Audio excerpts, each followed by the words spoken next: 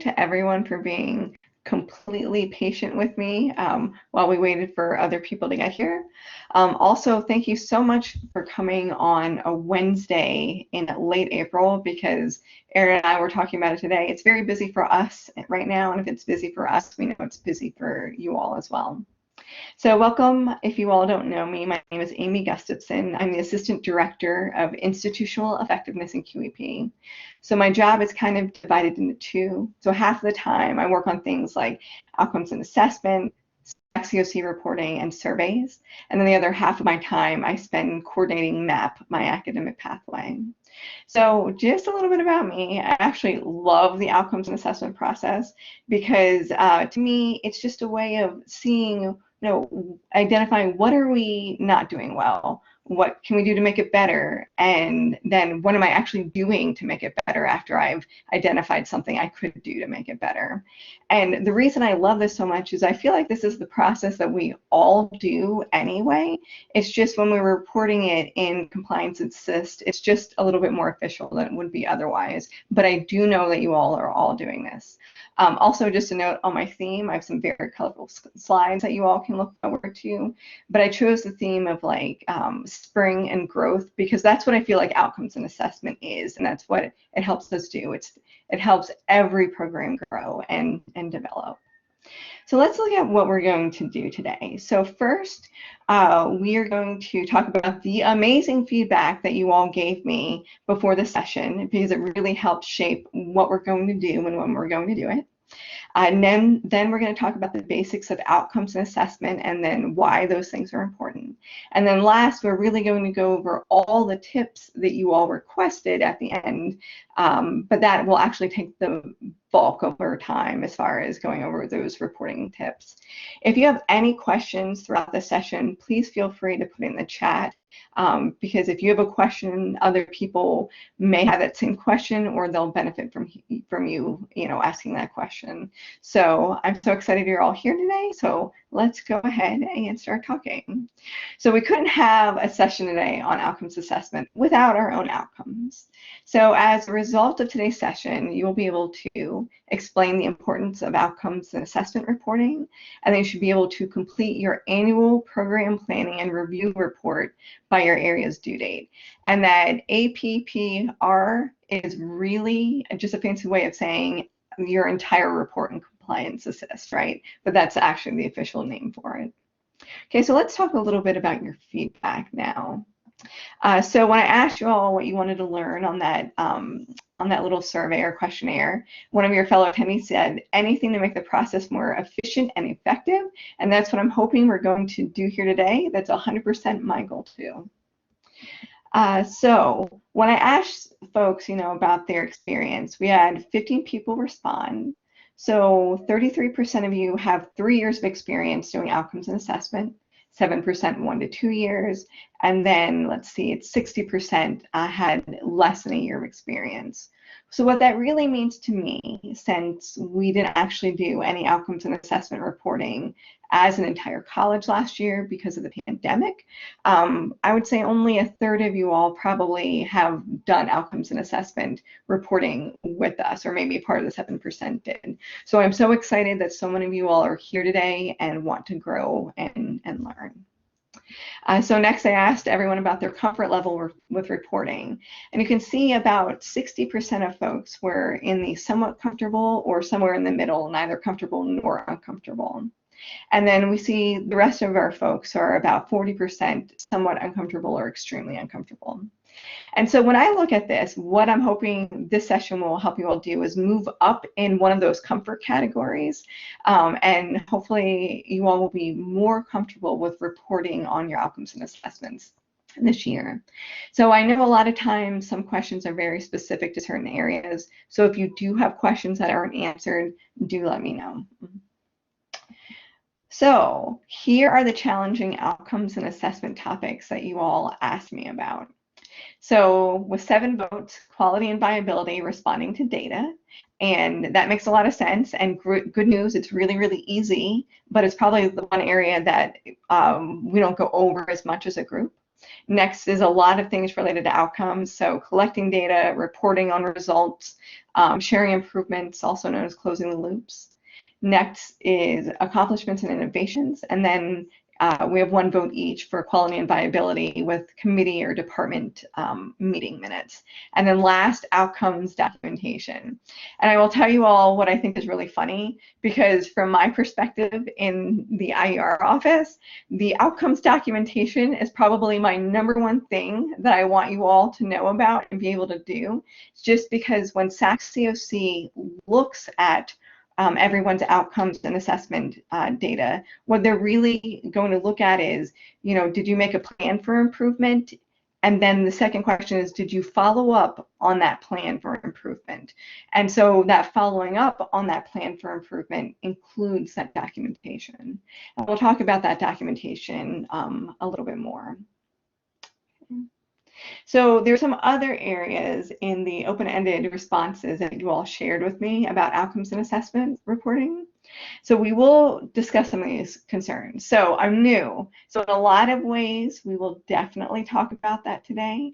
But some of those other things we might need to talk one-on-one, or we have another session in the fall if you haven't gotten started actually having a report this year, which has, there is a group of people like that.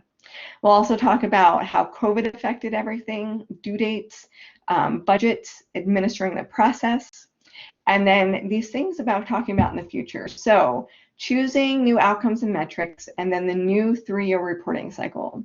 So this is important, and I just want to pause right here, and I hope everyone's listening because this is a really important topic. So previously, our outcomes and assessment cycle was 2018 through 2021, which meant that everything would end this year. But really what's going to happen is, because we didn't report last year because of the pandemic, we have to add a year to the cycle. So it will be 4 years, 2018 through 2022, but one of those years for most people will not have any data. You do have the option to include data from last year.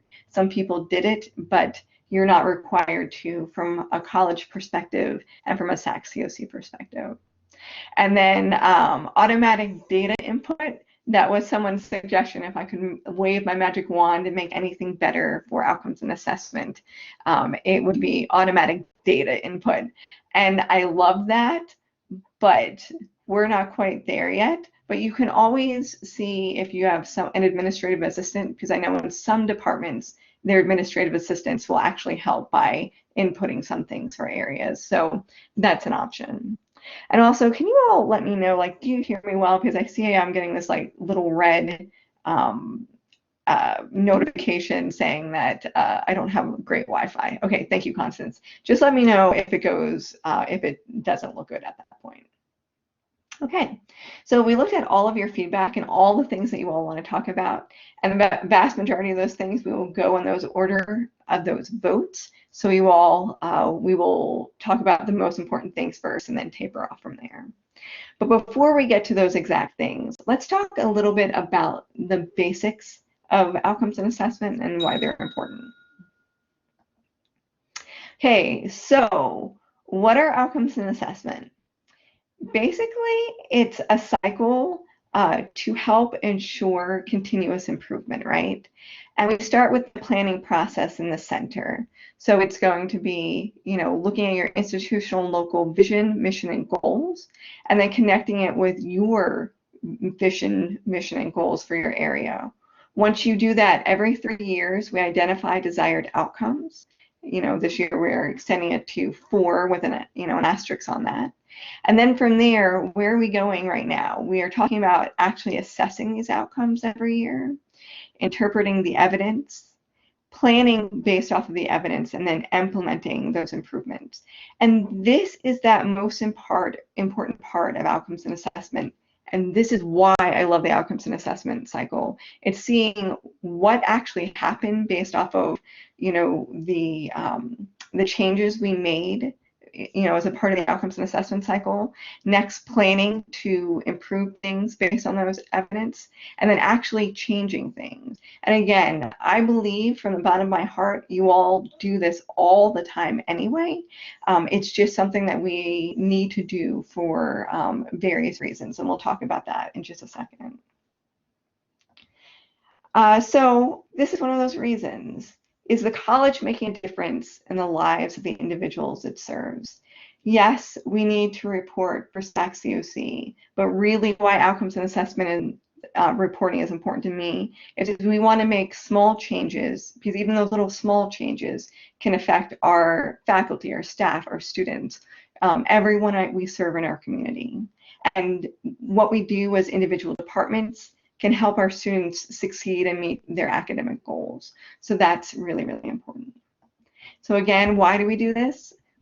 One, of course, we definitely do this for SAC-COC. As you all know, SAC-COC is our accreditor. I'm having a hard time not saying regional accreditor anymore because the Department of Education just changed the status that all accrediting bodies are national accrediting bodies, and so there's no distinction between regional and national anymore. So bear with me as I relearn this. So, SAC-COC really wants us to ensure continuous improvement. And again, looking at what are we doing, what could we do better, and then actually trying to make sure it's better.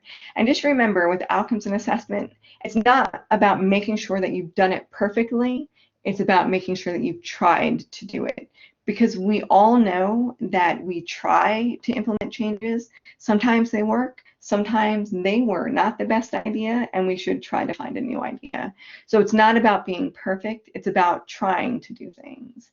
And then I don't think Dr. Linda Scaletti would ever let me do this presentation without thinking about starfish. So I think you all know the story about her, about the little boy that's throwing the starfish back into the ocean. And he encounters a man, and he asks, why is this little boy doing that? Because he can't possibly save all of them. And the little boy throws one more starfish in the ocean, and he said, well, it matters to that one, right? So that's what we're trying to do, help our students to the best of our ability. We can't always help everyone, but we can try to do that. Okay. So next, for folks who are very, very new to outcomes and assessment, just remember this is a little going over like how you get into Compliance Assist. So you can access Compliance Assist by going to the portal, and then Compliance Assist is right here, and they're changing their icon, so it's not going to be that little green thing that looks like a virus to me anymore. I don't know if anyone sees a virus when they see that, but it's going to be Compliance Assist, so you'll just click on that. And if you don't have a Compliance Assist account, it won't allow you to get into it. But if I have made you an account and linked these two things, then you'll be able to get in. And Constance, I'm glad that you see the virus as well.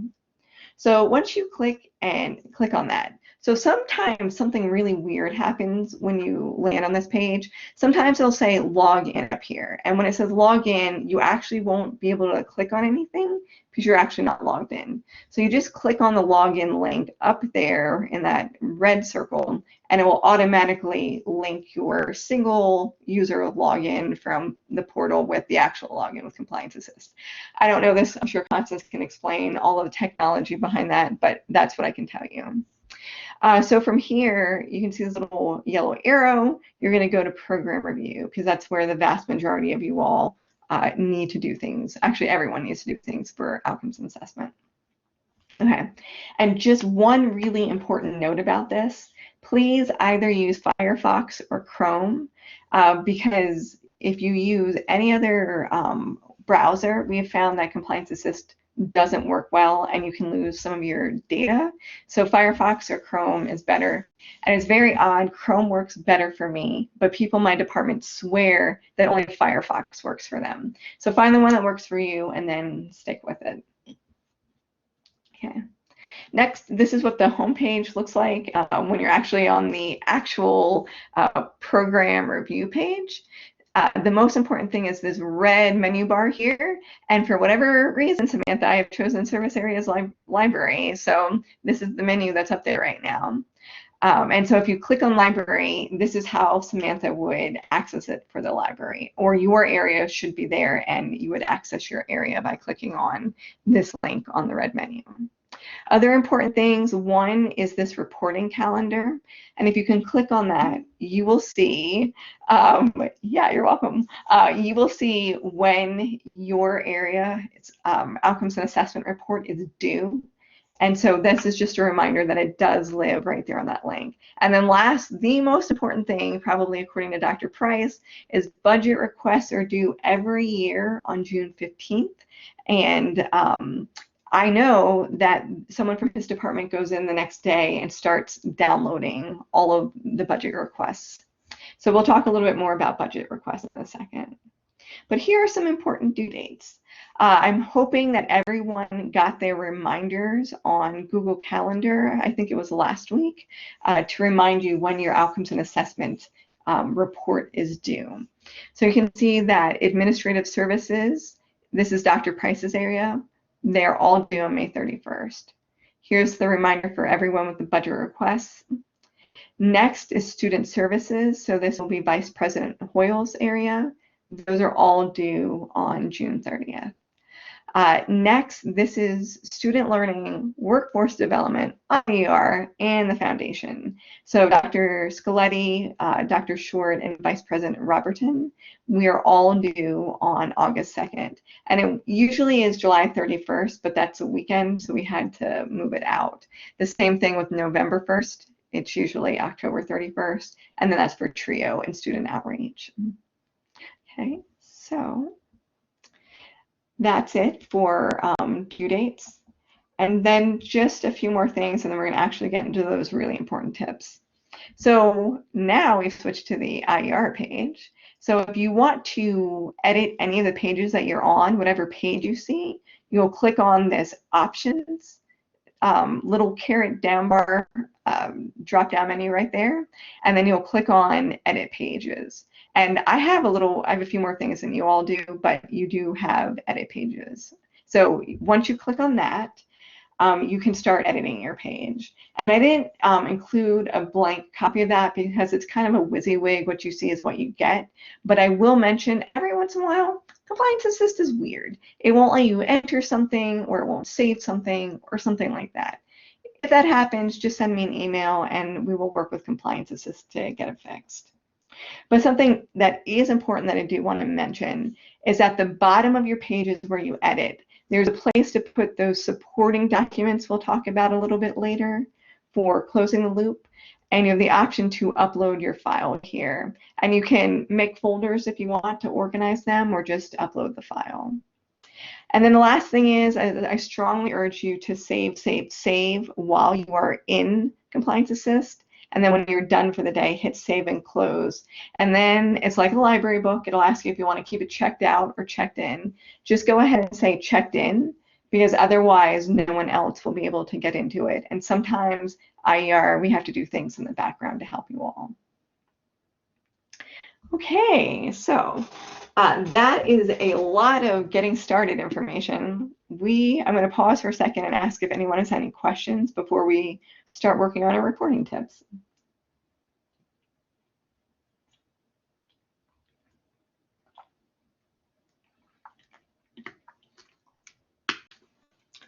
Okay, so it sounds like you all are good to go.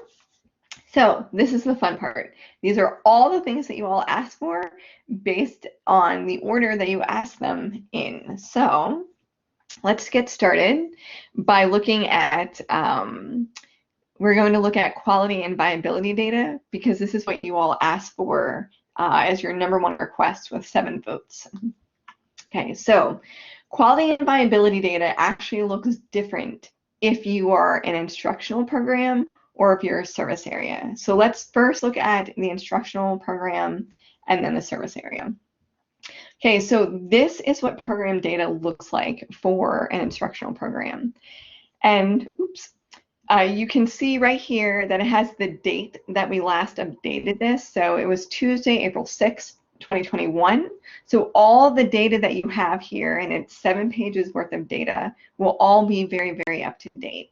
And the idea behind sharing this data with you, it's like recruitment information, application information, persistence, graduation rates, and then things like demographics for your area if you're an instructional program. We have offered this information to you because number one, it exists.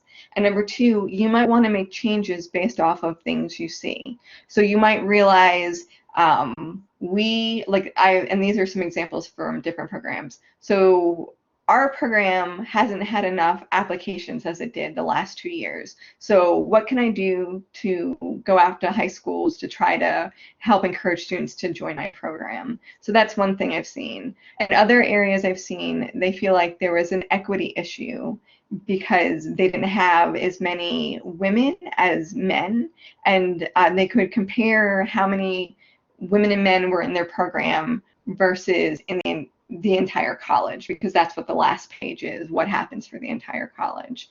So it's a way of providing you all another way to think about how do you want to improve your program. And actually, I'm going to talk about service areas because I can talk about what to do with that data at the end. So this is IER's quality and viability data. So this is what it looks like for service areas. Because we are not on the enrolled student survey, all these things are going to say NA because they do not care about IER. They don't even know it exists, which is, that might be a little sad, but it'll be okay. Next is the graduation survey. And then last is the faculty and staff satisfaction with surveys. So right here, we actually didn't run it in 2019-2020 because of COVID. But we should have all of this data available and ready to put in here by the fall. That's why it says available fall 2021. But underneath this little gray box and on the page before, there's actual data that tells us how we did. And remember, the goal is you want 88% of satisfaction as a minimum, or 93% is the ideal. And then from here, you just come down in this box and you respond to it. So if you see, oh, we didn't hit that goal, these are the things that we might want to do differently because we didn't get that goal. And that's the same thing for program data. You have a little box at the end where you can do the exact same thing. And it doesn't take much, like maybe a sentence, 2 sentences. It doesn't have to be a giant program, or you can even just note that it was amazing, we did wonderfully, and we're going to continue doing the amazing, wonderful things that we were doing already. Okay, so does that answer y'all's questions? Can everyone, I'm actually curious, raise your hand if that helped you, since so many people were interested in quality and viability program data.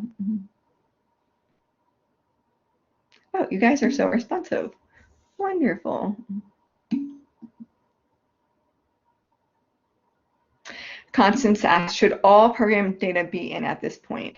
Yes, it should all be in there, and we actually had a volunteer from another department upload it for us. So if it's not there, let us know, because the good news is we have over 100 areas reporting. The challenging part is we have to make changes 1 page at a time per area. So you're missing one? Okay.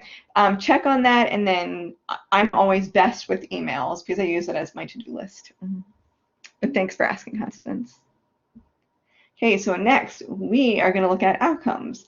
And this is a bigger area, of course, because there are more things we can talk about with outcomes.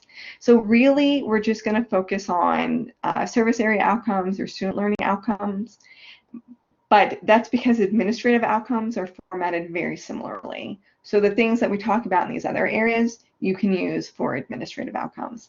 But here's the interesting news. Service areas don't have administrative outcomes, only instructional areas. So you would only see your SAOs right there. So for your outcomes, we're going to talk a little bit about collecting data because that had 6 votes.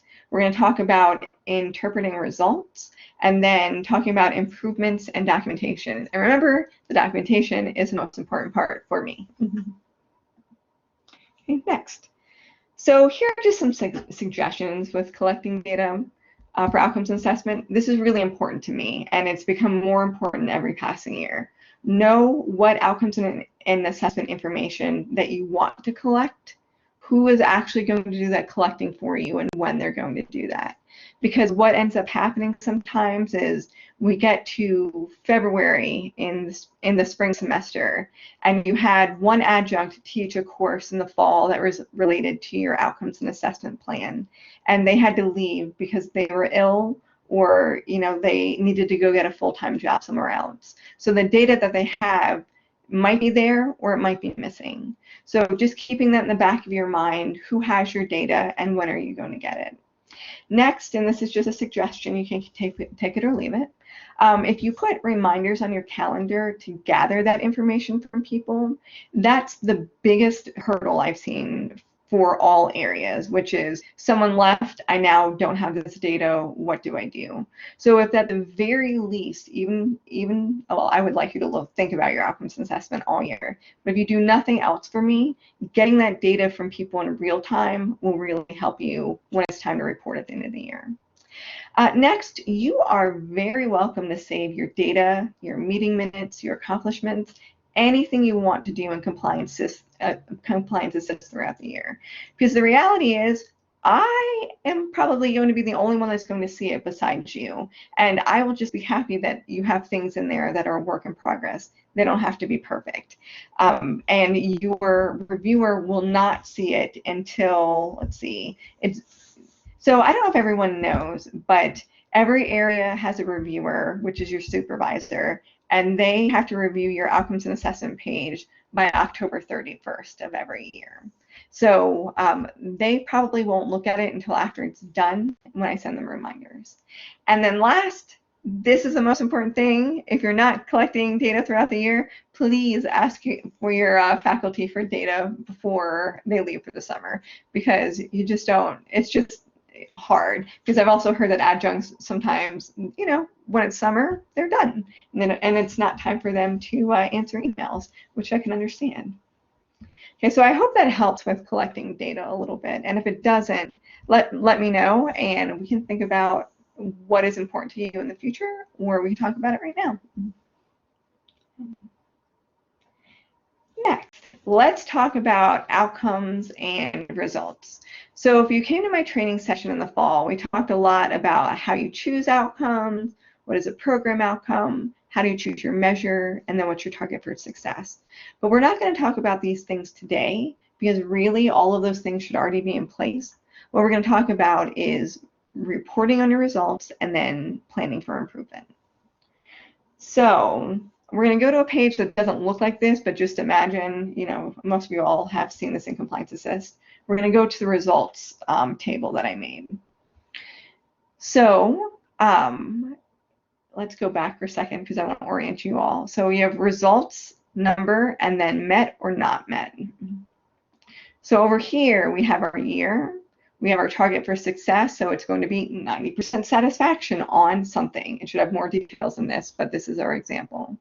And then that results number, met or not met, it should say the number percentage, which is 76%, should be very straightforward, and it should have a dash and say not met, or if you met it with 90%, say met. And at this point, you don't have to tell me a lot of things about it. I mean, you can if you want to, but the ideal is to report in this way, just the number and then met or not met. Now, you all will notice that right here I have an NA-pandemic for 2019-2020. Again, you all are welcome to report on the pandemic year if you would like, but if not, I would ask you to please put the NA pandemic in there for me, because that will help a lot since we all have since we have over 100 reporting areas. Okay. So that's it for results. I think that's pretty straightforward. Now we get to talk about the fun part, which is improvements, or also known as closing the loop. And so it's listed as improvement here or closing the loop in the instructions at the bottom. And again, this is the entire reason why we do outcomes and assessment, because we need to close the loop and plan to close the loop next year, and then talk about how we actually close the loop the following year. And then okay, I hope I don't forget, but at the end of this section, someone had mentioned that they would like this to be reformatted in a different way, and I am all ears, because starting in 2022, we can change how anything is formatted to make things better for you all. And I think I know how it's wonky, but if anyone has suggestions, I would love to hear how they would like to improve that. Okay, so in talking about outcomes and closing the loop, so two things. One, you want to start with this section. So how do you plan to close the loop next year? So when you're responding for a particular year, you're going to put your information right there. And we'll look at it, an actual example in just a second. And then this section can be NA. Really what I want you to know about how do you plan to close the loop next year, it should be written in the future tense. It should always be about a promise for improvement. How will I make life better? How can we do things better?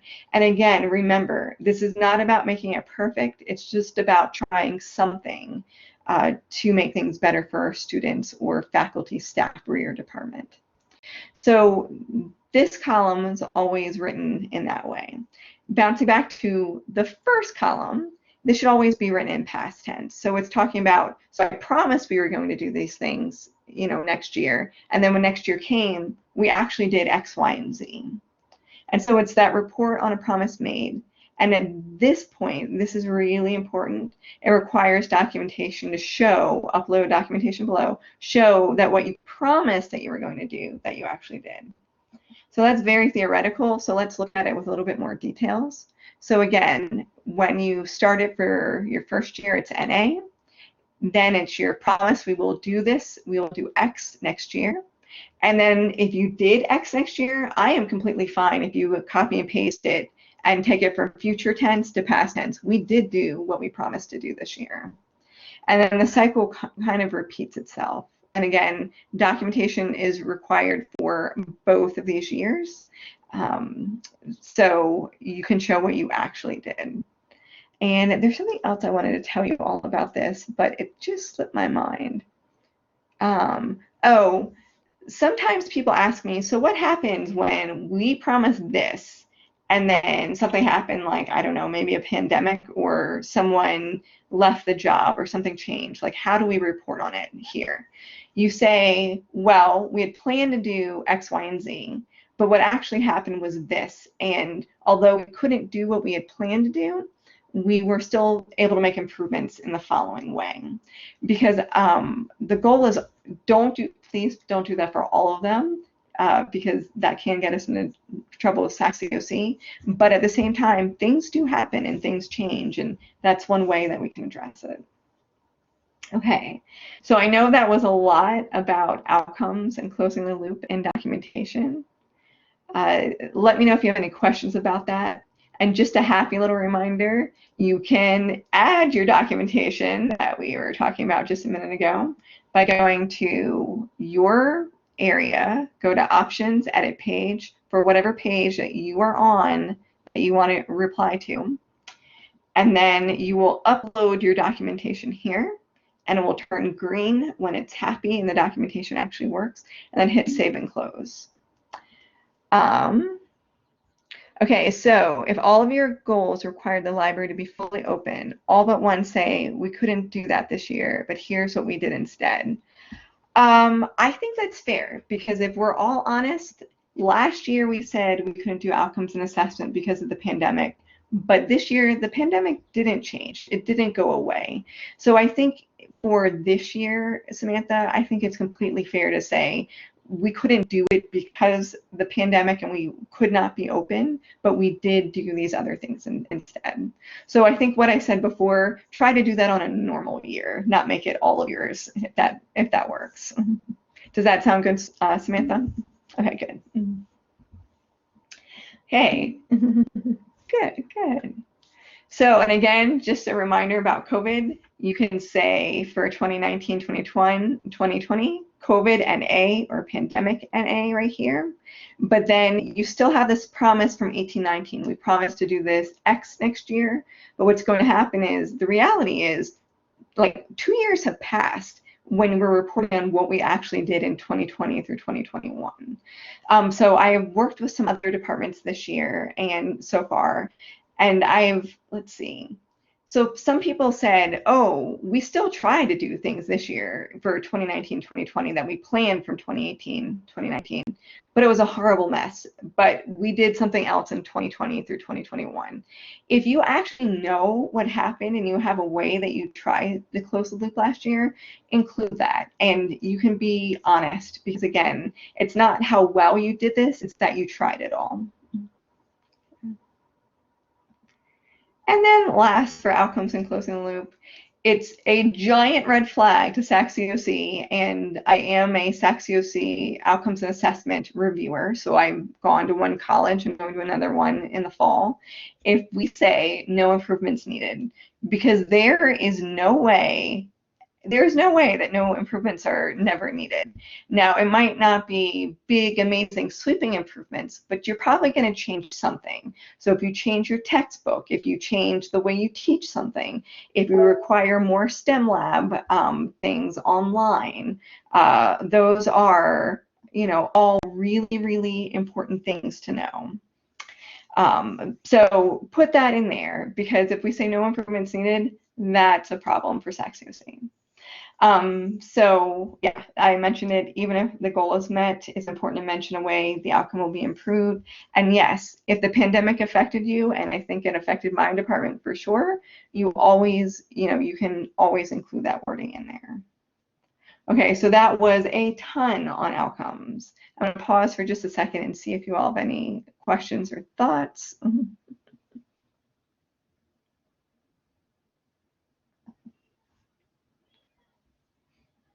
Okay, I think you're good. So let's head to accomplishments and innovations. Okay, so this is definitely required, and it is one of my favorite parts of all the outcomes and assessment processes, because you guys get to give yourself a pat on the back. You get to say all the amazing things that you've done. And then this is also really important, because I hope you all saw my email I sent out about outcomes and assessment that included that video from Dr. Chapman. But we are going to have report outs starting again in the fall. And so it's definitely going to be instructional programs with a fair amount of service areas as well. And it's going to be a standalone meeting that's not during PC, because that's how important this is to Dr. Chapman. So keep this in mind as you're reporting for this year, because what you put in your report this year is what you will be talking about when you go in the fall or next spring. So this is what accomplishments and innovations looks like. I'm going to skip the dark purple spot for a minute and just talk about the lighter purple things first, and then I'll go back to the dark purple things. So with accomplishments and innovations, you just get to talk about all the amazing things you do in your area. So in the last year, did you add any new methods or processes, new technology, new funding, new equipment or facilities, any other innovations, any other accomplishments? And anything that you want to put in here to brag on your department is fine with me, and I think it's good and appropriate. So that's helpful. Oh, and something that I didn't mention before with the budget is that Dr. Price does look at people's outcomes. His area does look at accomplishments and innovations. And I know he keeps all of that in mind when they're thinking about who gets what for budgets. Now, that is all I know, because I don't know anything more about what his area does as far as budgets go, but that's what I've heard of. And so this part where it says new funding, it's outside funding. It's not that Dr. Price gave you all more, a bigger budget. It's, did you get a grant? Did you, is there some outside scholarships that you now have for your particular department? Okay, so now this other area, which I think you all might be asking yourselves about, because you must have read these words while I'm talking. So this dark purple section, this came from Dr. Chapman, and this was something she was really excited about, and we were really excited about it too. But we put it in place on February 1st last year, and then the pandemic happened. So we didn't ask anyone to do it last year, but this year, what Dr. Chapman wants to know is, what did your department do well to support the college mission? max 25 words. Next, what is your department most proud of this year? 25 words or less. And then we did want a current group photo, but if you don't have that, I think it'll be okay. Because part of what the plan with this is she wanted, one, to be able to celebrate every department, and then two, she wanted to be able to put up a photo of every department, and then things that you've done well on those large flat screen monitors. Constance, you don't think you'll be able to put that in until fall at the earliest? You mean a photo? Yeah, I think that's completely fine. Yes, Erin, you'll need to Photoshop some people in. Okay, so I'm going to get off on a tangent for a minute, and then I promise I will come back. So I coordinate, map my academic pathway, and I once asked the marketing team, hey, take a photo of yourselves and send it to me because I want to share it with other people. And you want to know what they did? They all sent me they sent me a drawing of stick figures of them at a meeting. And so I think that was pretty funny. And that's what I think of whenever I think of asking for group photos now. Okay, so that's an aside, and I will focus again. But okay, so accomplishments and innovations. Remember that you guys will have to report out starting in the fall. Okay. One of the last things we'll talk about are the advisory committee and departmental discussion minutes. And again, this is only for instructional programs. This is not anything you'll see if you are a service area. So here is an example of an advisory committee section for an area, and they actually inputted all of their information already for 2020 through 2021. So I blacked out, redacted what they actually put in there. But most importantly, they put in the date of when they actually met, and I like that they put that it was a virtual meeting. They have, their key topics they addressed, any recommendations they received from their advisory committee. So in other words, what should they do better from people outside of themselves? Then they talked about actions planned or completed as a result of any guidance they got. And then, it's just reporting on, did they have outside organizations? Or if this is, and this was the Associate Science one, did they have any four-year institutions participating in the advisory committee? And you'll see that the boxes didn't expand very much. The rows are pretty much the same width they usually are. So my point with this is you can include information there, but you don't have to write a novel. It can be a sentence, 2 sentences. It can just be a list of, things separated by a comma. And then at the very bottom, it was important that they included their sources. Okay, so that's pretty straightforward for advisory committee.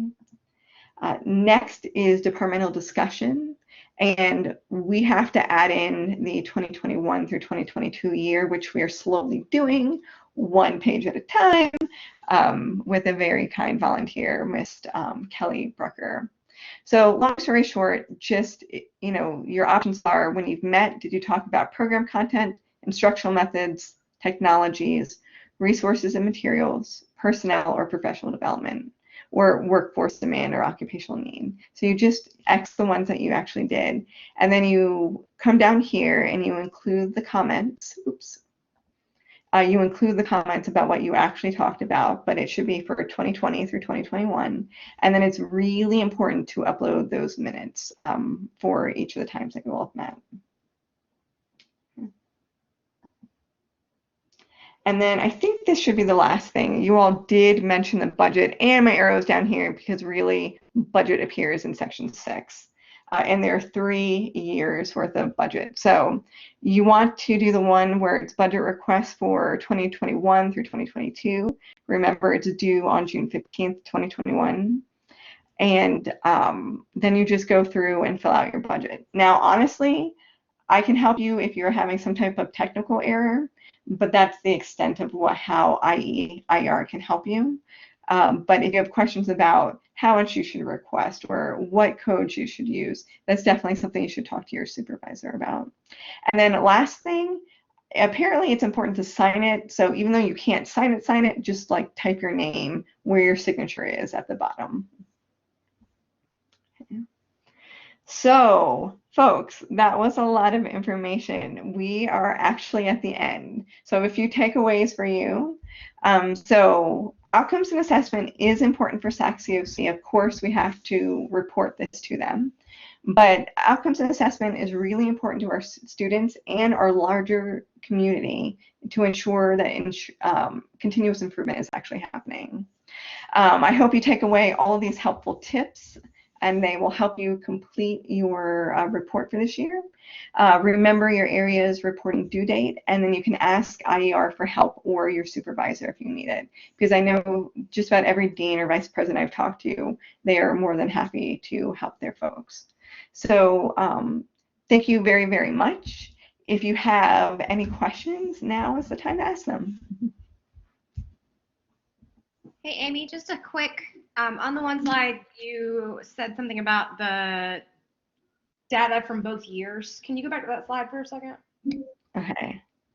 I just want to double check that I'm understanding that properly. Okay, tell me when I'm there.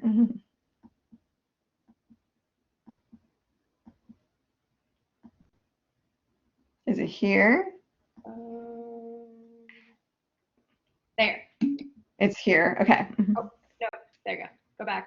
Is it this? All right, one more. One more. Yeah, there it is. That. Sure. So are you saying both years as in what are we doing for next year and what did we do last year? Or are you saying back both years as in the COVID year that we didn't track? Oh, okay. So when I talk about both years, documentation is uploaded. So for this column right here where it says, how did you close the loop last year, upload documentation below. It's just proving that in 2019, 2020, and then 2021, and again, you know, asterisks, we do have a COVID year in there, just documentation that what you promised to do actually happened. So, you know, did you change the syllabus? If that's the case, include that as your documentation. Did you email your students? Did you ask them to do more STEM lab things? And so it's like those types of things. Okay, so just adding documentation for the year that we didn't track, if we did it, not what the scores were, but whether we implemented what we said we were going to or not. Yes, that's right. Okay. Yeah, and that's what the documentation is. Yeah, the documentation isn't for the COVID part of things. Okay. All right, that makes sense. But I think this is the most confusing part, and I'm open to suggestions if people know how to make this better. So there's that. So thank you, Constance. So Lisa, I see that you asked, do we still need to print it out the budget and sign it? That is a question for Dr. Price. I do not know, and I do not know how they're going to do it this year, especially because, you know, I think most people are still remote or partially remote. So it's not helpful on my part, but that's what I know about it. Okay.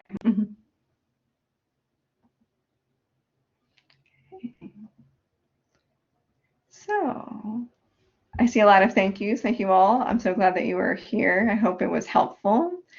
Do folks have other questions or comments?